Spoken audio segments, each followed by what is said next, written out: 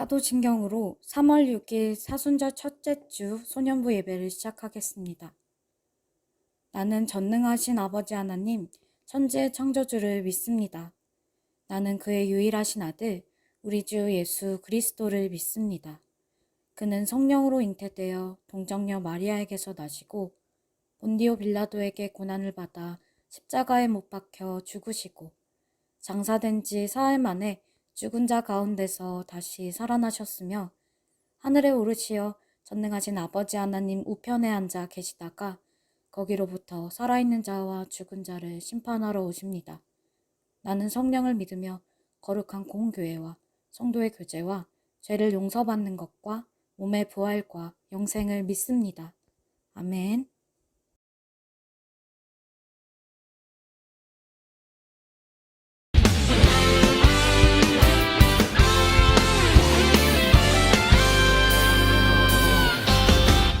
예수님 따라가면 신나고 참 즐거워. 때로 상처받은 마음 어려움 있지만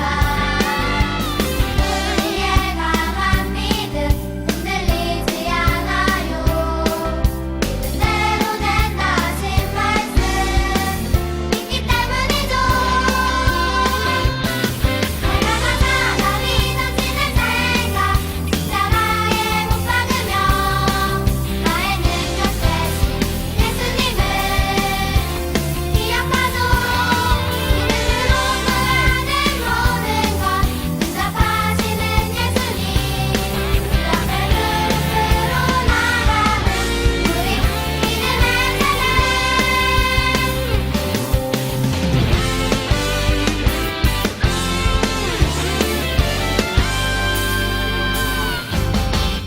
예수님 따라가면 신나고 참 즐거워. 때로 상처받은 마음 어려움 있지만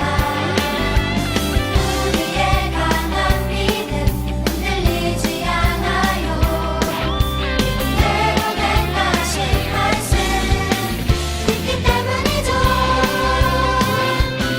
얼마나 사랑이 넘치는 생각 십자가에 못 박으며 나의 능력 대신 예수님을 기억하죠. 믿음으로 구하는 모든 것 응답하시는 예수님 그 앞에 무릎 꿇어 나가는 우리 믿음의 세대. 믿음의 세대 주의 영광 보리라. 우리는 믿음의 세대 주의 영광 보리라. 우리는 믿음의 세대 주의 영광 보리라. 우리는 믿음의 세대 주의 영광 보리라. 우리는 믿음의 세대 주의 영광 보리라. 우리는 믿음의 세대 주의 영광 보리라. 얼마나 사랑이 넘치는 생각 십자가에 못 박으며 나의 능력 되신 예수님을 기억하죠. 믿음으로 구하는 모든 것 응답하시는 예수님 그 앞에 무릎 꿇어 나가는 우리 믿음의 세대. 믿음의 세대. 믿음의 세대.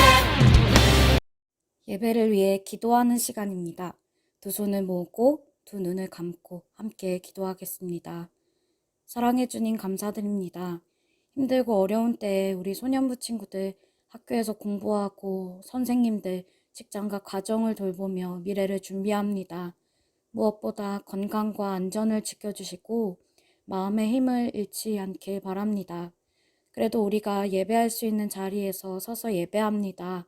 예배의 자리를 지키는 소년부 친구들과 선생님들을 돌보아 주세요.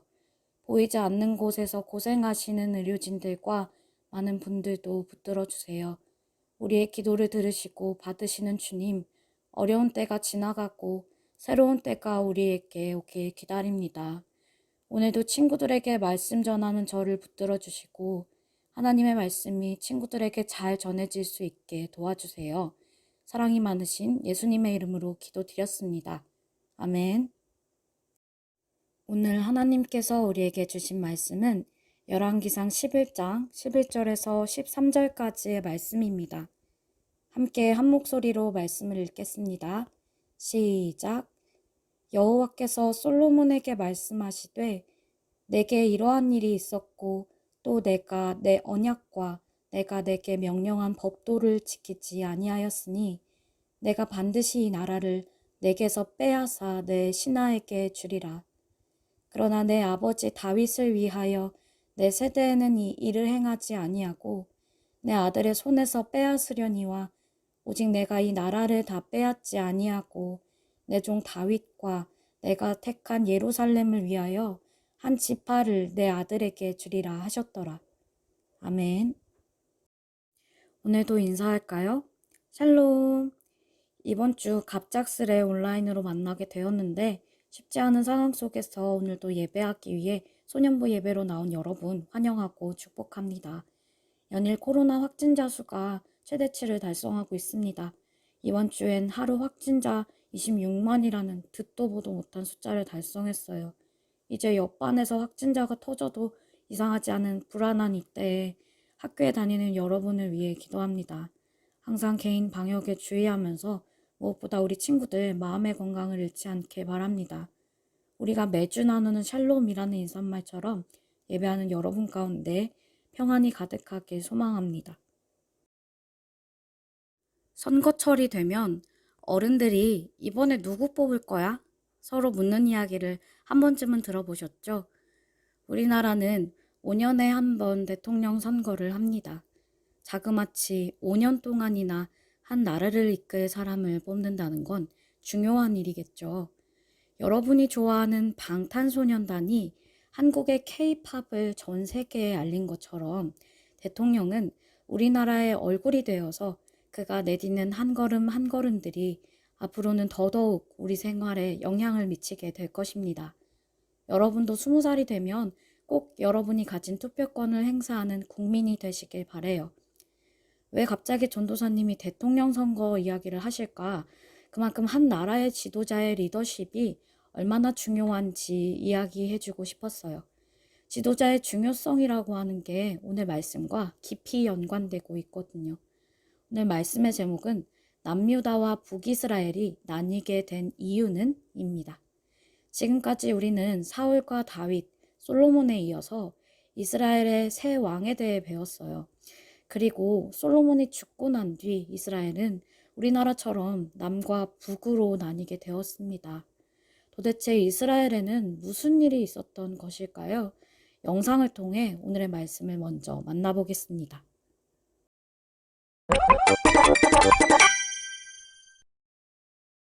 이스라엘 모든 백성이 르호보암을 왕으로 세우려 세겜에 모였어. 이제 내가 왕이다. 그때 여로보암이 이스라엘 백성 대표로 르호보암에게 부탁했어. 솔로몬 왕은 너무 일을 많이 시켰습니다. 우리 일을 줄여주면 그대를 왕으로 섬기겠습니다. 3일 후 르호보암은 원로들의 말을 무시하고 말했어. 내 새끼 손가락이 아버지 허리보다 굵다. 나는 내 아버지보다 더 힘든 일을 시킬 거다. 이제 우리는 다윗과 아무 관계 없다. 넌 더 이상 우리 왕이 아니야. 엥? 뭐라고? 르호보암은 급히 도망쳤고 유다와 베냐민 지파만 르호보암을 따랐지. 도망치자! 다신 오지 마. 이후로 이스라엘은 남과 북으로 나누어진단다. 이후 여로보암은 이스라엘 10지파의 왕이 되지. 이제 더 이상 강제 노역은 없습니다. 여로보암 만세! 만세!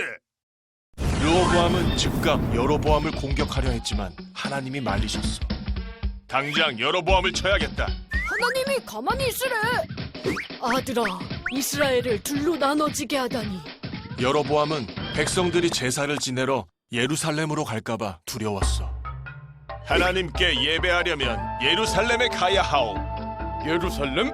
가서 안 오면 어쩌지? 그래서 금송아지를 만들어 하나님 대신 섬기게 했지. 예루살렘까지 뭐하러 갑니까? 여기 우리 신이 있습니다. 아우, 새 신이다. 안 돼, 우상이라고. 이건 큰 죄였고 이 일로 레위 사람들은 유다로 떠나버렸어. 하나님 대신 우상을 섬기다니. 우리는 예루살렘으로 가자. 모두 다 신나게 우상 숭배. 그리고 금송아지를 베델과 단에 두어 백성들이 예배하게 했지. 이 정도면 되겠지? 모두 다 르호보암에게 백성을 뺏길까봐 한 일이야. 북이스라엘은 여로보암 이후로 우상을 섬기는 죄를 범하게 되지. 우리 2년, 난 12년이나 우상 숭배를 했지. 난 24년. 우상이 최고. 난 반란으로 왕이 됐지만 7일 만에 깍! 하나님을 섬기려는 사람들이 르호보암에게 왔고 그들이 유다를 강하게 해주었지. 우리는 하나님을 섬기기 위해 왔습니다. 잘 왔어. 하나님이 최고죠. 왕위가 튼튼해지자 르호보암도 아세라 우상을 섬기게 되었어. 편해지면 하나님이 필요 없거든. 우상 숭배는 안 돼. 얼마 후 애굽의 시삭 왕이 예루살렘으로 쳐들어왔고 금, 방패 등 모든 보물을 가져갔지. 있는 보물을 모두 내놔라. 하나님을 잘 믿을걸. 르호보암의 아들 아비암도 우상을 섬겼고 2년을 다스렸어. 하지만 3대 아사왕은 달랐지. 난 유다의 1대 왕. 난 겨우 2년 다스렸어. 난 우상을 모두 없앴지. 유다의 3대 왕 아사는 모든 우상을 없앴고 유다 땅에 평화가 왔지. 우상을 없애라. 이렇게 다윗의 이스라엘은 남과 북으로 완전히 나누어지고 말았어. 하나님의 나라 이스라엘이 둘로 나누어지다니. 사울, 다윗, 솔로몬으로 이어지는 통일왕국 이스라엘은 점점 이스라엘이 크게 번성하는 모습을 보여주었어요. 그 중에서 솔로몬은 지혜를 선물로 받고 위대한 영광의 시대를 열었지만 말년에 우상숭배에 빠지고 말았습니다. 시돈의 아스다롯, 암몬의 밀곰과 몰록, 모함의 그모스 등 이방 신들의 국적과 종류도 다양했습니다. 하나님께서 2차례나 솔로몬에게 경고하셨지만 소용이 없었어요. 결국 하나님께서 솔로몬에게 그에 대한 징벌로 나라가 둘로 나뉘게 될 것이다 경고를 내리시게 됩니다. 그런데 그 일은 솔로몬 때에 일어나진 않았습니다. 지금 너무 복잡한 것 같은데 천천히 이야기를 풀어가 볼게요. 여기부터 이야기를 시작하면 좋겠습니다. 솔로몬 때에 여로보암이라는 사람이 있었습니다. 여로보암은 왕궁과 같은 대형 토목공사를 감독했던 사람이었는데 솔로몬 때 성전을 건축했잖아요. 그때 다윗의 성도 함께 보수하게 되었습니다. 그 다윗성 보수공사에 여로보암이 한 감독 자리로 임명되었어요. 그래서 다윗성이 있는 예루살렘으로 가는데 그곳에서 여로보암은 예언자 아히야를 만나게 됩니다. 예언자 아히야는 여로보암 앞에서 새 가죽옷을 찢고 그 중에 10조각을 취하게 하면서 그에게 10지파의 왕이 될 것을 예언합니다. 그리고 그 자리에 함께 있던 사람들 모두 하나님께서 그를 왕으로 세우셨음을 알았습니다. 여로보암은 하나님의 선택을 받고 이스라엘의 10지파의 지도자가 될 것을 약속받은 것입니다. 이 사실은 곧 여기저기로 퍼져나갔고 그래서 여로보암은 잠시 몸을 피했어요. 그렇게 솔로몬이 죽고 아들 르호보암이 왕이 되었습니다. 르호보암이 왕이 되자 참았던 백성들의 원성이 폭발하게 됩니다. 친구들 기억하시나요? 솔로몬은 무려 20년간 건축을 했습니다. 성전만 7년, 궁전은 13년에 걸쳐 지었죠. 그 과정에서 이스라엘은 과중한 세금과 부역에 동원되었습니다. 이제 솔로몬의 시대가 끝나자 백성들은 여러 가지 의무와 세금을 감면해주기 원했습니다. 그래서 새로운 왕을 향해 백성들이 요구합니다. 임금님의 아버지께서는 우리의 멍에를 힘겹게 하셨습니다. 이제 임금님의 아버지께서 지으신 힘겨운 일과 무거운 멍에를 가볍게 해주십시오. 그러면 우리가 임금님을 섬기겠습니다. 이에 충신들은 백성들을 먼저 돌보고 왕권을 공고히 하소서, 자연스레 온 나라가 왕을 따를 것입니다. 라고 조언했지만 간신들은 더욱더 백성들을 다그치고 공포 정치를 해야 한다고 했어요. 르호보암은 충신의 말보다 간신들의 달콤한 말에 귀를 기울였어요. 결국 백성들의 목소리를 단칼에 거절하며 르호보암은 이렇게 말했어요. 내 새끼손가락이 내 아버지의 허리보다 굵으니 내 아버지께서 너희에게 무거운 멍에를 매게 하였으나 이제 나는 너희의 멍에를 더욱 무겁게 할지라. 내 아버지는 채찍으로 너희를 징계하였으나 나는 전갈 채찍으로 너희를 징계하리라. 한마디로 너희들 내 말 안 들으면 다 죽는다 였어요. 그 결과 많은 백성들이 르호보암에게서 등을 돌리게 됩니다. 이스라엘의 12지파 중에서 무려 10지파가 르호보암의 곁을 떠났어요. 그리고 잠시 몸을 피해 있었던 아까 그 감독관 여로보암이 돌아와 그 10지파와 함께 반역을 일으키게 되었고 2지파밖에 남지 않은 르호보암은 속수무책으로 당할 수밖에 없었어요. 결국 솔로몬의 아들 르호보암 때에 이스라엘은 남유다와 북이스라엘, 남과 북으로 나뉘어지게 되었습니다. 남유다는 르호보암이, 북이스라엘은 여로보암이 다스렸습니다. 한편 북이스라엘의 여로보암은 10지파나 되는 더 넓은 땅과 세력을 차지하고도 아직 불안했어요. 아직 남유다에 성전이 있었기 때문에 백성들이 자꾸만 남유다로 예배를 드리러 가는 거예요. 여로보암은 남유다의 백성들을 빼앗기게 될까봐 불안했어요. 결국 여로보암은 북이스라엘의 단과 베델 사이에 커다란 금송아지 신상 2개를 세웠어요. 이분이 바로 우리를 애굽에서 인도하여 낸 신이십니다. 이젠 남유다로 가지 말고 이 신에게 절하세요. 광고하기 시작했어요. 누가 믿겠어 하겠지만 막강한 권력의 왕이 백성들을 강제로 쥐어잡으니 결국 많은 북이스라엘 백성들이 이 금송아지 신상 앞에 절을 하기 시작했습니다. 가슴 아프게도 여로보암 이후로 북이스라엘의 왕들은 하나님 앞에 악을 행하였습니다. 북이스라엘의 19명의 왕은 여로보암처럼 악을 행하였으며 또 그중 반역으로 왕이 바뀐 경우만 10번이었어요. 그뿐인가요? 늙어서 자연스레 죽은 왕은 7명에 불과하고 나머지는 전사하거나 자살하거나 죽임을 당한 왕들이었습니다. 물론 남유다의 상황도 크게 다르지 않았습니다. 남유다에선 20명의 왕 중 오직 8명만이 하나님께 선한 왕이었다 평가를 받았습니다. 이렇게 이스라엘은 점점 내리막길을 걸었습니다. 이스라엘은 처음의 모습을 완전히 잃어버렸습니다. 그러자 주변 나라들이 이스라엘을 침략하기 시작했어요.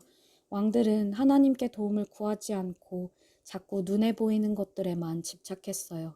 눈앞에 이방신들에게 절하고 더 강력한 무기를 만들려고 노력했죠. 하지만 모두 소용없는 일이었습니다. 이스라엘은 결국 패망의 길을 걷게 됩니다. 사랑하는 소년부 친구들, 우리는 불안한 때를 살고 있습니다. 모두들 내가 어디 서 있어야 할지를 몰라 불안해하고 답답해합니다. 이때까지는 선조들이 경험했던 것을 바탕으로 살았는데 그 누구도 코로나 시대에는 어떻게 살아야 하는지 배우지 못했습니다. 마지막으로 전도사님이 존경하는 성파교회의 김기성 목사님의 말씀을 들려주며 말씀을 마칠게요. 목사님께서 군 생활을 할 때 훈련을 받으실 때요. 하루는 야간 침투 훈련을 받으셨대요. 그때 조명탄이 팍 하늘로 올라오는데 그게 적이 쏘아 올린 조명탄이면 내가 발각되기 쉽잖아요. 그래서 바닥에 탁 엎드려야 돼요. 그리고 그 조명탄이 점점 내려오기를 기다리게 되는데 조명탄의 불빛이 탁 어두워지려고 하는 무렵에 뭘 하라고 하냐면 고개를 옆으로 싹 돌려서 내가 앞으로 나아가야 할 방향을 확인하라는 거예요. 그때 인생의 지혜를 배우셨다고 합니다. 때때로 내가 어딘가로 나아가고 있는데 그 길에서 더 이상 전진할 수 없게 되어서 멈춰야 할 때가 있는데 그 멈춤의 시간이 우리에게 손해처럼 느껴지지만 그 멈춤의 시간을 통하여 나아가야 할 방향을 찾을 수 있다고 한다면 그건 더 좋은 기회일 수 있겠다. 코로나19가 우리에게 위태로운 삶을 요구하고 있지만 이제는 전면적인 우리의 삶을 재고할 수 있는 기회일 수 있겠다는 생각을 하셨다고 합니다. 어쩌면 코로나가 없었다면 우리는 이토록 치열하게 예배에 대해 또 교회에 대해 그 안에서의 우리의 신앙에 대해 고민하지 않았을지도 모르죠. 이미 갈등하고 있는 여러분이 고민하고 있는 것입니다. 그 고민의 답을 아직은 알 수 없지만 저는 그 고민이 아주 좋은 고민이라고 생각합니다. 오늘 말씀을 통해 우리가 알 수 있었던 것은 한 나라를 다스리는 지도자는 중요하다는 것이었습니다. 그리고 더불어 우리도 우리가 속한 영역에서 그 자리를 대표하는 사람이라고 생각합니다. 하나님의 사람들은 자신의 자리에서 하나님의 뜻을 따라 살기 위해 노력하는 사람들입니다. 오늘은 사순절 첫째 주일입니다. 사순절은 부활절 전까지 6번의 주일을 제외한 40일간의 기간을 말합니다. 한 주 동안도 오늘의 말씀을 기억하고 사순절 예수님의 십자가를 묵상하면서 예수님을 기억하는 사순절이 되시길 바랍니다. 아멘. 예수님께서 가르쳐 주신 기도인 주기도문으로 3월 6일 소년부 예배를 마치겠습니다.